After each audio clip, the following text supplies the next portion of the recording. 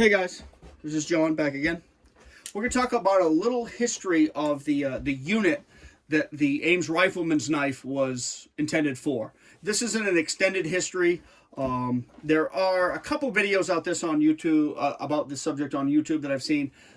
None of them are excellent. Some of them are pretty useful. However, there's not a ton of resources available on this particular subject. I've done a little bit of research, and the latest thing I've run into is the United States Mounted Rifleman's Knife article by James Hutchins, from Man at Arms magazine. Not sure what the original print date was that. I think it was back in the 80s. But anyway, I'm going to talk a little bit about it based on a little of the research that I've done and what happened.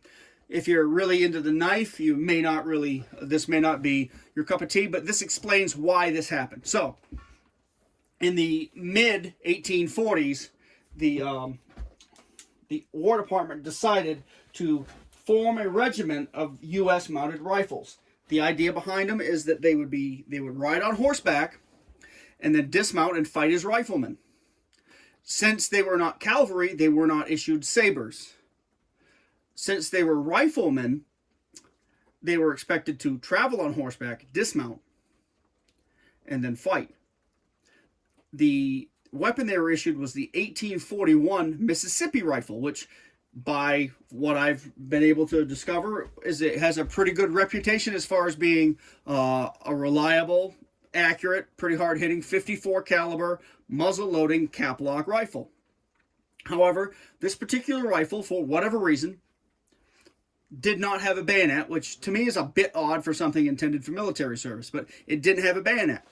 But, however, since these guys, this unit was not cavalry, they weren't going to issue them sabers.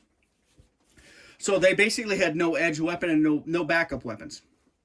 However, they did have these 1841 Mississippi rifles, and they were issued a Colt's Dragoon, which, for the year, that was pretty snazzy state-of-the-art technology. I'm assuming it's the first model Dragoon, which is the improved version of the Walker. So, I'm not a huge Colt expert, but I do dip into the history of Colts here and there. So, they had a good rifle, and they had a really good pistol.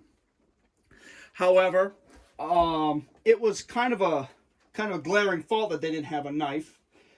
So, Colonel Percival Smith, who was one of the officers of this unit, contacted Colonel George Talcott, Chief of Ordnance, and said, hey, my guys need a knife. And I think something along the Bowie knife line is appropriate for that. Colonel Talcott agreed and contacted Ames for the production. And Ames was a kind of a go-to for the U.S. military for edge weapons, bayonets, cannons, munitions, all that kind of stuff. Ames, in its day, was a pretty serious manufacturer for the military, and they did good work, and they made good edge weapons, and they were pretty prolific as far as what they made. A sketch was sent to Ames, and at this time, I believe this was James Ames, because Nathan Ames passed away in 47 or 48, from what I was able to determine. So this is James Ames that he's talking to. He sent Mr. Ames a sketch. Now, who made this sketch? Don't know. Was it something that Smith did? Did Talcott make the sketch? There's also a Captain Andrew Porter who came back east to see the equipage of his troops. Did he create this sketch, or did these guys work together to do it?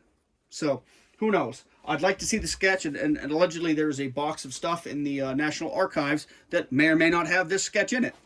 Maybe I'll get down there someday to check it out, but I'd really like to see it. Okay, so they sent the sketch to Ames and requested 2 or 3 samples of this knife.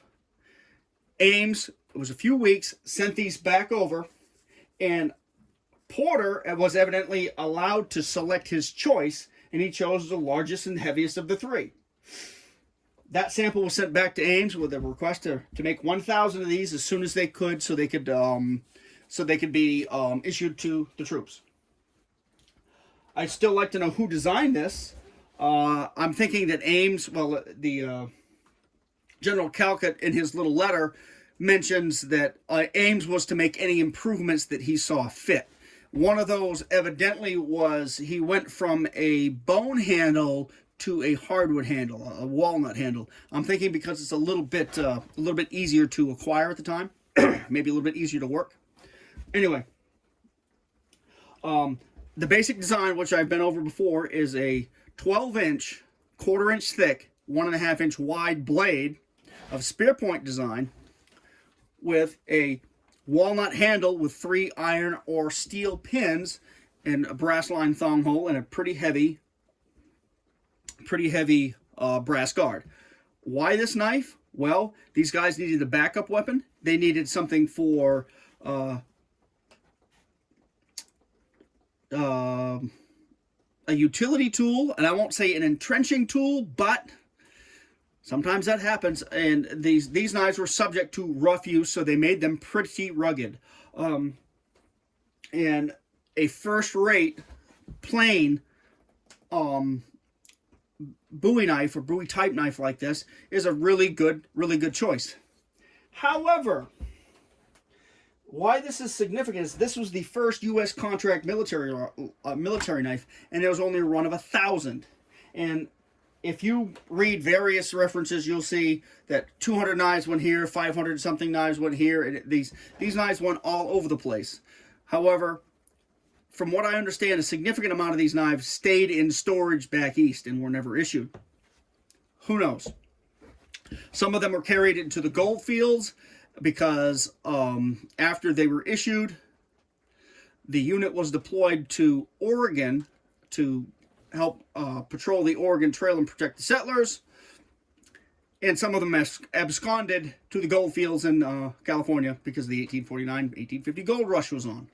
And there's some debate over whether they had been issued the knives and brought them with them or not. There was allegedly, I think, 297 knives that were in San Francisco, stayed there, were reissued to various units, and all that kind of stuff. The history of the knife is it's hit or miss, at least with the references that I have been able to find. Something I'd like to point out is that even though this was the first military contract knife, not everybody liked it. There was a particular officer who was like, this is a ridiculous knife. Why do the troops have it? If you want to issue them an edged weapon, issue them the saber so they can actually do a little damage with it. But there were some officers who said, there was a general that inspected the troops, said, hey, two of these companies have knives and some of them don't. And these knives look pretty practical for the frontier. And I think they were. When paired with a good pistol and a good heavy-duty knife, you're pretty well equipped for frontier and rough living. They may not be ideal tools for everything, but you have a tool for most tasks. And they are reasonably portable.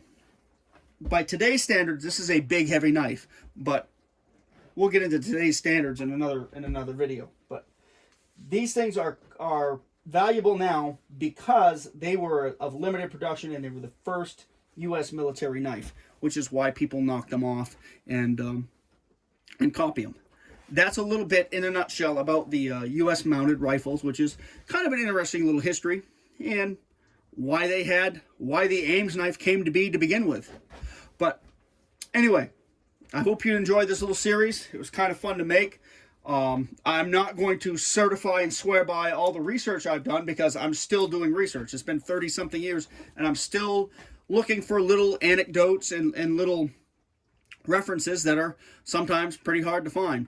A lot of them are from old magazines written by collectors that are hard to find and out of print, all that kind of stuff. But it's kind of a fun little hobby and a side thing on Bowie knives, which, occupies my time in my later years. But I'll do maybe one more video on these knives once I acquire a particular copy of a knife I'm looking for, and that would be the alleged reproduction from 1965 for the 100-year anniversary of the ending of the Civil War. If I can find one, great.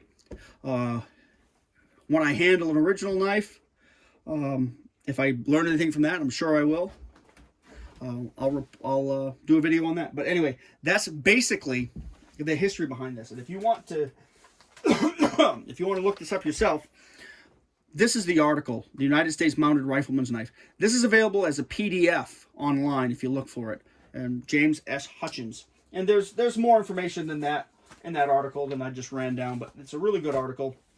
Again, I don't know what the date is because the copy I have is not dated. But I left these knives out for eye candy. And so that will wrap up the little series on the Ames knife. And I hope you enjoyed it. You guys take care.